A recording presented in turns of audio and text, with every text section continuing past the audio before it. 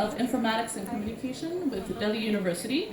What they did is they picked up on Scopus all of the research studies that have artificial intelligence, machine learning, deep learning in the title, abstract, or keywords.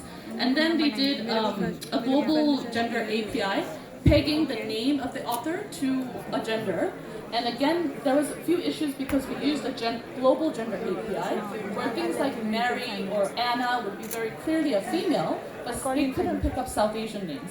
So Delhi University had to do custom training, and finally we got some results out of this customized data training, which was also very interesting. If you look at the next slide, while 70% of papers have women as co-authors in AI research, which is quite a remarkable number, we were also very surprised.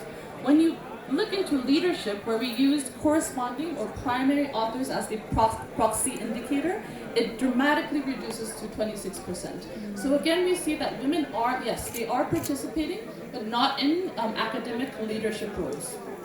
Next slide, please. In terms of the South Asia, the pattern continues across the entire region. Just a slight caveat, the number of publications on AI in Bhutan, Maldives, and Nepal were less than 1,000, so please keep that in mind. So the scale, yes, women are still very, very underrepresented, but we didn't have an absolute enough number of publications in those three countries to make our research as rigorous, but you can still see this pattern being repeated in Sri Lanka and India. Now, we did a brief analysis of where women who are leading research in AI, where they're positioned.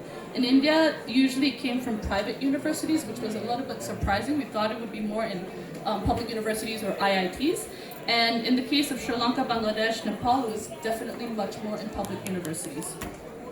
So last slide before I end today, what does the evidence reveal? We now have concrete data, albeit through proxy indicators because we don't have anything else, to really see concretely how big the gender disparity is in terms of AI skills and job retention according to LinkedIn, as well as academic leadership in India and South Asia. That we were surprised at the dearth of AI workforce data, and that's something that we will include in a recommendation in the final report, how there needs to be a lot more updated tracking with the amount of women and female workers across the AI life cycle, which we will detail out in the report.